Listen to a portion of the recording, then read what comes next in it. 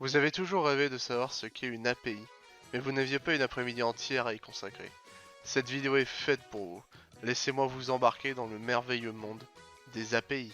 Cette vidéo va vous parler du fonctionnement des API et qu'est-ce qu'une API, mais aussi et surtout, nous allons nous poser des questions sur leur futur. Comment traiter une API, comment traiter le futur d'une API, et vers quoi se dirige-t-on?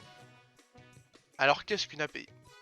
Une API, ou Application Programming Interface, ou encore en français Interface de programmation applicative, est un concept extrêmement vaste de l'informatique. Son but est de rendre les applications plus accessibles et modulaires. L'émergence des microservices, opposée au concept d'application monolithique, est une conséquence directe de la fulgurante ascension des API. Alors pour donner un sens au mot, qu'est-ce qu'un microservice et en quoi représente-t-il parfaitement les avantages des API? Le principe du microservice est de fragmenter une application en une multitude de solutions qui réalisent toute une tâche bien spécifique. Cela permet une modularité presque infinie et rend la maintenance beaucoup plus simple. En effet, plus besoin d'aller trifouiller, retourner du vieux code pour pouvoir ajouter un nouveau module, il suffit d'en créer un de A à Z qui n'a aucune dépendance à quelconque autre service. Cela permet de créer des équipes bien spécifiques attribuées à certains services qui n'ont pas besoin de connaître des choses inutiles qui vont les gêner lors de la maintenance. Et si ce mode de fonctionnement est aujourd'hui aussi présent et aussi répandu, c'est évidemment qu'il possède un énorme avantage économique pour les entreprises, qui voient leurs coûts de maintenance et leurs dépenses fondre drastiquement. Cela est évidemment dû au fait que les API et les microservices permettent une bien meilleure organisation de la maintenance et du temps de travail.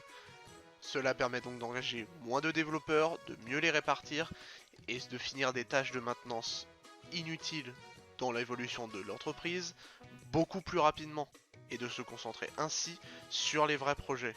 Ce principe demande cependant quelques conditions. Les modules doivent être capables de transférer des données et de communiquer entre eux de manière simple, efficace et modulaire. Une équipe qui travaille sur un service A doit pouvoir rapidement comprendre le service B et pouvoir communiquer avec lui de manière instantanée. Et c'est là qu'interviennent les API, car c'est leur travail, permettre une communication entre un point B et un point A de la manière la plus simple possible.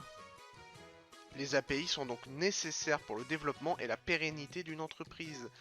Elles sont aujourd'hui extrêmement présentes dans le monde de l'informatique et dans le monde du web. Des outils comme TweetDeck ou encore de nombreux outils de Google Maps ont vu le jour grâce aux API. Amazon, un des leaders du marché, a même créé AWS, un système gigantesque de gestion de serveurs qui fonctionne presque entièrement avec des API. Mais l'avantage principal des API, ou du moins le plus visible, sont la création d'applications third party. Aujourd'hui, des développeurs qui sont complètement externes à une entreprise peuvent apporter leur amélioration, apporter une application que l'on appelle third party, qui ne fait pas partie des applications officielles proposées par l'entreprise, mais qui tend à apporter une amélioration ou du moins un service que ne propose pas l'application officielle. Pour illustrer ce principe, on peut prendre par exemple l'API de Discord, qui permet la création de bots tous plus variés les uns que les autres, qui vont de l'administration au jeu ou au simple bot de test, mais qui permet à des développeurs complètement externes à Discord de réaliser plein d'applications avec les outils de Discord. Récupérer des messages, regarder le cache du serveur, regarder les gens présents sur le serveur, et énormément d'autres applications. Les détenteurs d'API sont extrêmement variés, nous ne retrouvons pas que le web.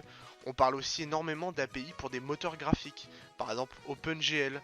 Ici l'idée est simple, donner des applications et des fonctions permettant la réalisation de projets graphiques de la manière la plus simple possible sans être obligé de passer par la version native. Des jeux vidéo se sont même mis à créer des API depuis peu. Des jeux vidéo en ligne permettent donc de récupérer des stats sur les parties en cours, les parties passées ou les parties à venir. On peut prendre l'exemple du jeu vidéo League of Legends, aussi horrible soit-il, qui a créé une API extrêmement complète, permettant de récupérer des statistiques sur tous les joueurs, leur historique de partie, ainsi que leurs statistiques dans la game. Nous pouvons prendre pour exemple des sites web extrêmement connus pour tout genre de League of Legends comme OPGG, un site web tellement reconnu et tellement utilisé par les joueurs de League of Legends que certains pensent qu'il est officiel, qui est encore une preuve du succès des API. Vous l'aurez compris, les API sont un point décisif de l'évolution d'Internet et du développement web. Il y avait un avant les API, il y a un après, et les mots ne sont pas exagérés. Cela a vraiment bouleversé le développement, cela a permis de réduire énormément de coûts, d'engager beaucoup plus de développeurs, donc donner du travail, et cela a énormément contribué à l'évolution du domaine informatique. Aujourd'hui, pour beaucoup de développeurs, les API sont un fait. Ils sont là, ils existent, et ils n'ont jamais travaillé sans, ils n'ont jamais vu ce qu'il y avait avant. Pour d'autres, les API sont aujourd'hui encore une bénédiction, parce qu'ils ont connu le avant des API, ils ont connu les applications monolithiques, la difficulté de maintenance qu'elles étaient. Cela amène donc à un point. Les API ne sont pas un fait. Elles n'existent pas depuis toujours. Elles n'ont pas été créées en même temps qu'Internet. Elles ont été inventées, le concept a été théorisé et le concept a été étudié pour être ensuite mis sur le marché et aujourd'hui être l'explosion qu'elles représentent. Cela pose donc certaines questions. Vont-elles exister pour toujours? Vont-elles s'effondrer? Vont-elles être remplacées par autre chose?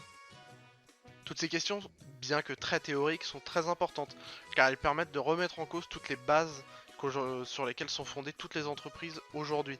Une entreprise ne doit pas se reposer sur les lauriers des API, car elle pourrait tout changer, tout pourrait changer du jour au lendemain. Nous sommes en droit de nous poser certaines questions. Sommes-nous à l'apogée des API? Est-ce qu'on a atteint le point culminant des API? Sommes-nous encore sur une pente montante? Va-t-on avoir des nouvelles évolutions des API? Est-ce que les API vont continuer à dominer le secteur encore extrêmement longtemps ou vont-elles être remplacées par un nouveau mode de fonctionnement tout droit sorti de la Silicon Valley?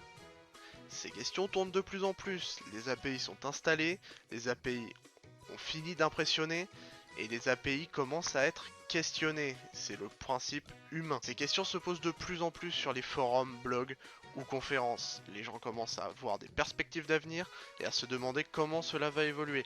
Le monde d'internet va si vite que rien n'est acté et rien n'est ancré. N'étant pas devin, il m'est impossible de répondre à ces questions puisque je ne peux pas lire le futur. Cependant, je peux déjà dire que beaucoup de ces questions sont un peu à côté de la plaque. En effet, évidemment que les API vont être amenés à évoluer puisque Internet et le développement web est en perpétuelle évolution. Vous apprenez une technologie un jour, vous vous réveillez le lendemain, elle est devenue obsolète et votre entreprise a décidé d'en changer. Il en va de même avec les API, elles pourraient très bien disparaître du jour au lendemain. Cependant, les API ne sont pas une technologie comme l'est le Java ou le Node.js. Les API sont un concept, sont une forme d'application. Elles vont donc être présentes un maximum de temps. Elles vont être là, elles vont juste changer de forme. Mais quand on parle d'évolution des API, on ne parle pas forcément du principe. On parle plutôt des technologies utilisées et du mode de transmission de données. En effet, pour comprendre toutes ces questions et pour pouvoir tenter d'y répondre au mieux et de comprendre ce qui pourrait succéder aux API, il faut comprendre comment marche une API. Et c'est ce que nous allons faire tout de suite. Pour bien comprendre le fonctionnement des API, il faut les séparer en trois catégories: public, partenaire et privé. Les API publiques permettent la récupération de données pour absolument tout le monde, elles sont accessibles par n'importe qui le demande. Les API partenaires, elles, demandent une vérification, une authentification. Elles sont souvent utilisées à des fins publiques, mais avec un certain contrôle dessus, un certain contrôle du flux et un contrôle des données. Les API privées, elles, vont être inter-entreprises et vont permettre le développement d'applications de manière plus rapide. Ces API marchent avec un principe de endpoint. Ce mot anglais permet de définir une adresse, un lien, un point donné du web où les données se trouvent et où elles vont être traitées et récupérées. Ces endpoints peuvent être accédés de plusieurs manières avec plusieurs protocoles de communication. Aujourd'hui, deux protocoles ont largement dominé le marché et sont aujourd'hui représentants des API. Il y a quelques années, quand on pensait à API, on pensait à SOAP. Ce protocole permet des transferts de données extrêmement sécurisés, mais très formatés. En effet, SOAP utilise un protocole WSDL qui permet de définir le format de la donnée récupérée. Ce format doit être extrêmement précis et ne permet aucune transgression.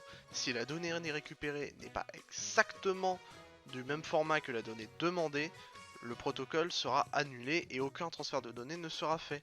Il y a énormément de points positifs à cela, notamment aucun problème de corruption de données, puisque la donnée sera parfaitement correcte, mais évidemment cela amène aussi énormément de points négatifs, puisque c'est extrêmement peu modulaire et extrêmement compliqué à mettre en place pour des applications aussi nouvelles qu'aujourd'hui.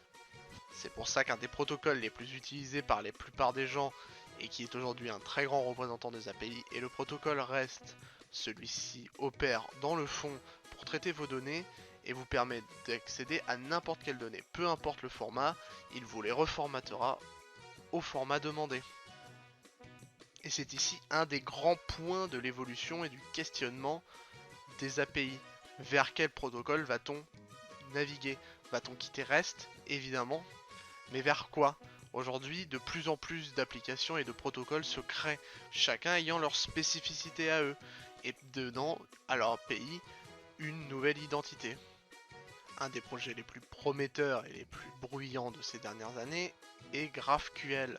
Ce projet tend à remplacer REST en adoptant son côté très modulaire et très simple, tout en adoptant le côté très sécurisé de SOAP à base de schémas. Beaucoup pensent aujourd'hui que GraphQL ainsi que d'autres projets représenteront l'avenir des API. Cependant, nous voyons peu de forums, de discussions ou de blogs parlant d'un vrai remplacement des API. Évidemment, puisque personne ne saurait par quoi. Les API sont aujourd'hui la forme la plus efficace de communication, peu importe le protocole, ça c'est un autre problème, mais l'API en elle-même reste la forme la plus efficace et la plus performante. Vous avez maintenant tout en main pour comprendre les principes de base des API et leur futur. Encore une fois, c'est un futur très brumeux, comme tout ce qui touche à Internet, nous ne savons pas vers où ça va aller, mais tout ce que l'on sait, c'est que les API ont apporté un présent très radieux sur le monde du web.